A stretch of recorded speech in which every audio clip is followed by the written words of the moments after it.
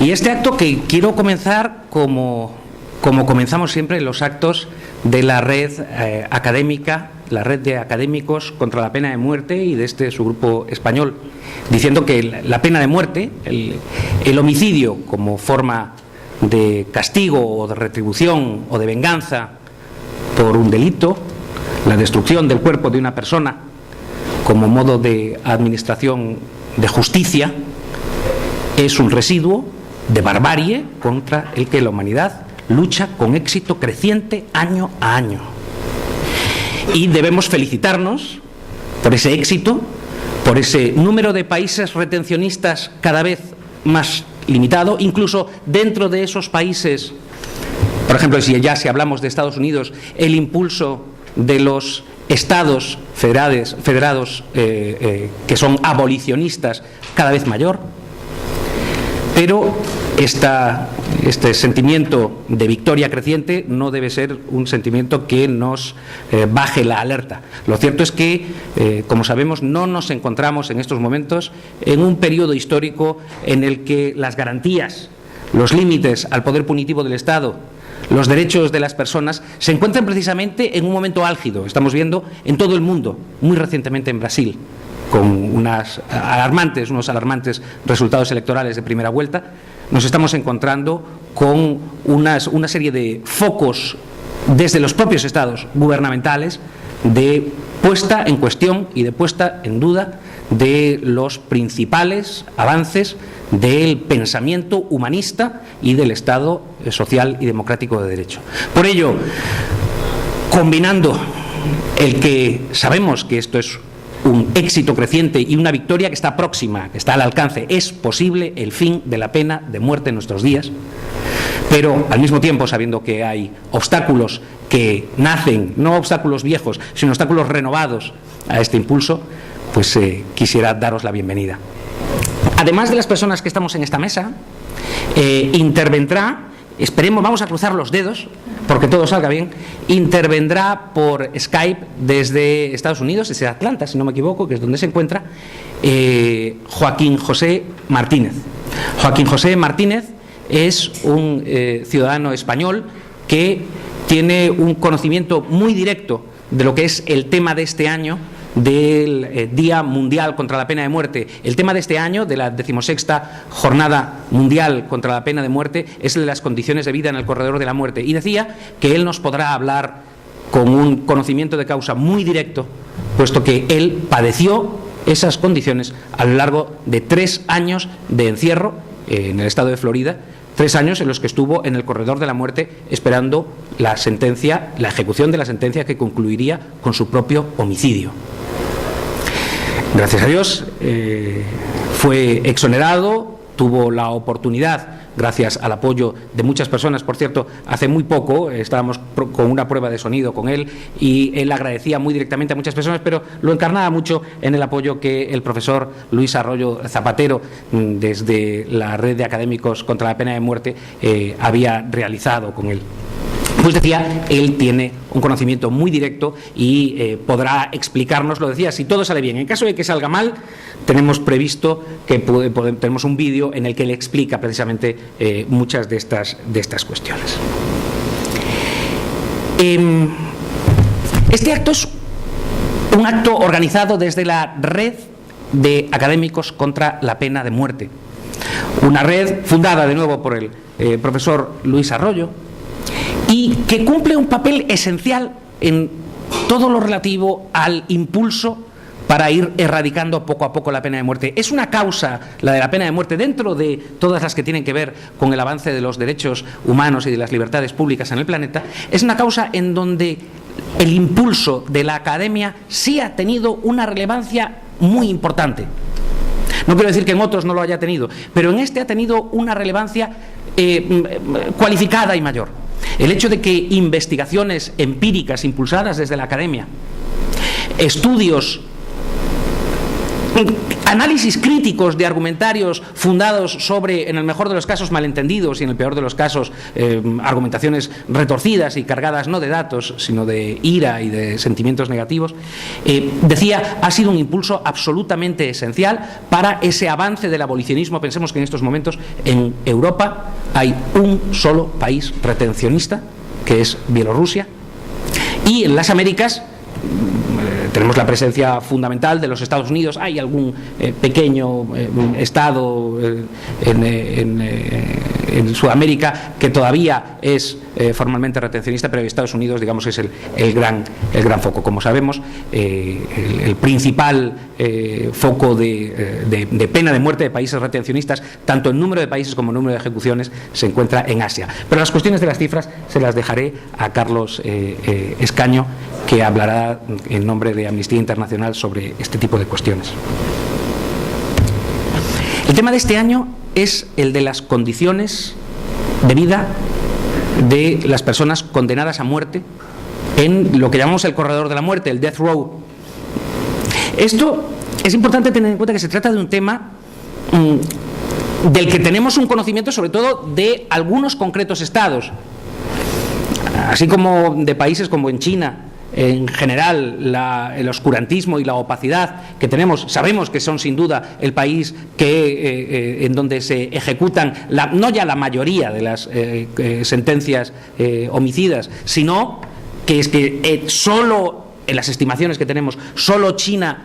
supera al resto de los estados del planeta en el número de ejecuciones. Pero decía, ni en China ni en otros países asiáticos tenemos un conocimiento tan directo, aunque nos hablará Sofía acerca de este tema en su libro. No tenemos un conocimiento tan directo y tan documentado como el que sí tenemos de Estados Unidos respecto de estas condiciones, y precisamente por eso utilizamos el término el corredor de la muerte, el pasillo de la muerte, el death row, para referirnos a ella, porque es precisamente, decía, de Estados Unidos donde tenemos los principales datos. También de Japón, del que, si no me equivoco, también hablarás tú, pero me centraré en el estudio de la cuestión en Estados Unidos. En Estados Unidos se habla no ya del fenómeno del corredor de la muerte como el conjunto de condiciones que afectan muy negativamente, que producen un estrés extremo, unas circunstancias vitales inhumanas sobre las personas, sino que hablamos también del síndrome del corredor de la muerte, el death row syndrome. Hablamos de una enfermedad mental, hablamos de un proceso previo a la pena de muerte que se convierte ya de por sí en lo que podríamos llamar un castigo corporal, un castigo que produce una enfermedad mental durante un largo periodo hasta terminar con el homicidio del condenado. Estas circunstancias que están estudiadas médicamente, que están estudiadas sobre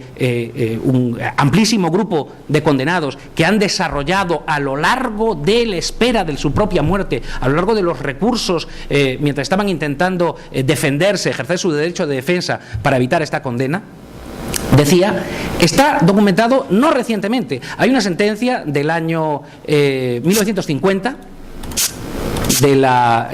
Corte Suprema norteamericana, que es Somerset contra Balcom, que directamente dice que el surgimiento de la locura, de la enfermedad mental, mientras se espera la ejecución de la ejecución de la persona, la ejecución de la sentencia homicida, no es un fenómeno extraño, es un fenómeno habitual. Se pueden estar hablando de cifras que rondan entre el 4, el 5, el 6% de la población penitenciaria, disculpadme, esta cifra era otra, el 10% de la población en espera de sentencia, de la ejecución de la sentencia homicida, personas que sufren esta auténtica enfermedad mental. Las tasas de suicidio no es que superen las del resto de la población penitenciaria, es que sextuplican las tasas de intento de suicidio. Pensemos, por favor, estamos hablando de personas que por sus condiciones vitales tienen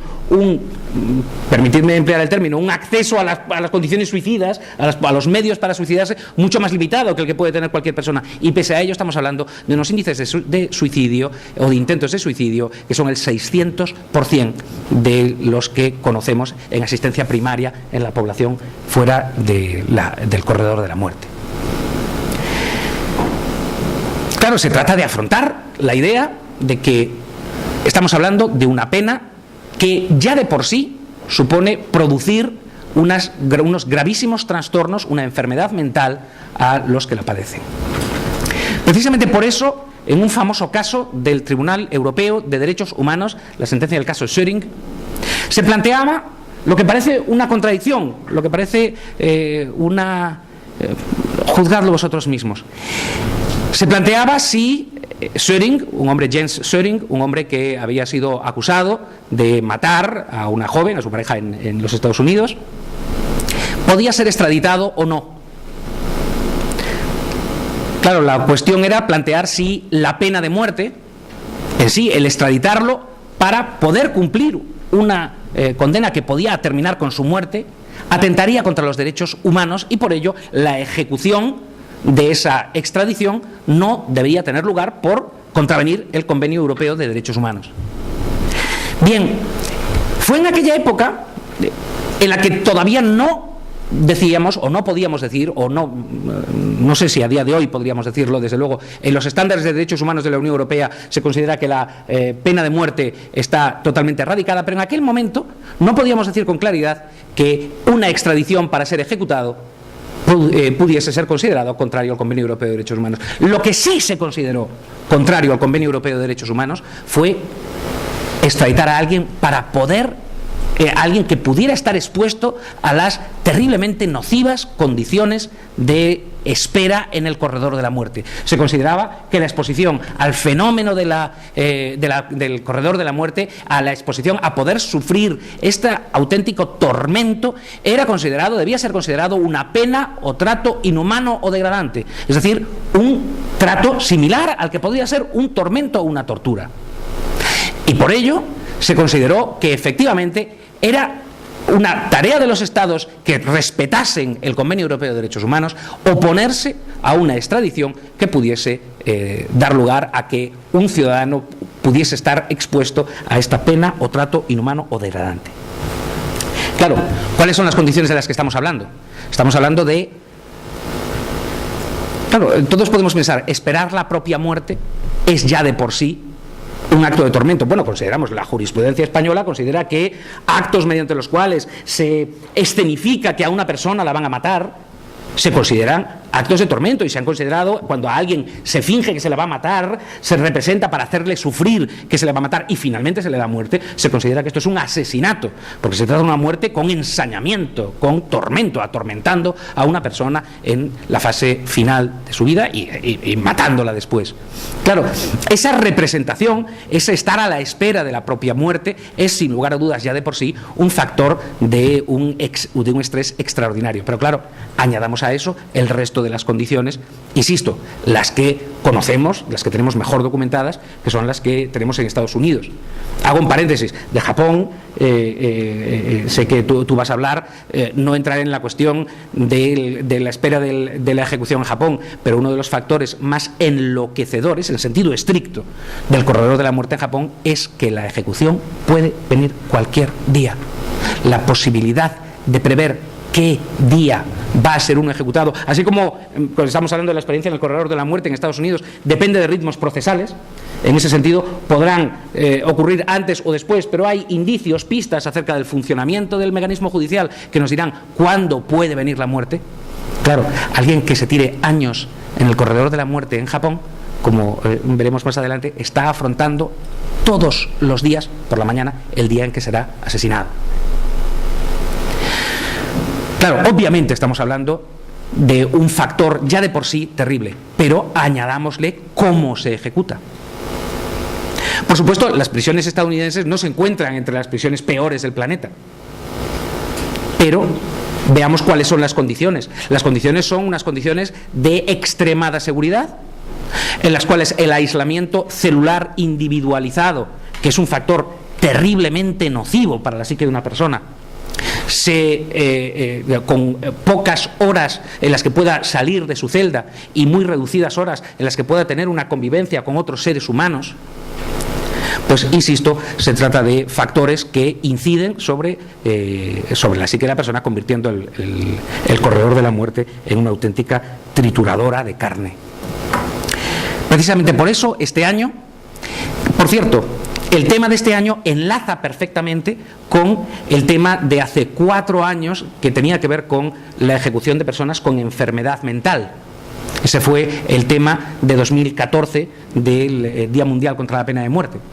Claro, pensemos en la realidad de tener que, si ya la ejecución, la destrucción del cuerpo de un ser humano como mecanismo de administración de justicia produce todo tipo de rechazo y de repugnancia moral,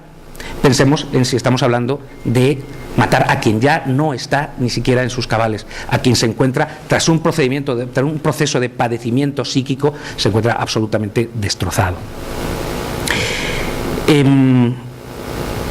Termino con una reflexión que hacemos siempre cuando estamos hablando del Día Mundial contra la Pena de Muerte. Por supuesto,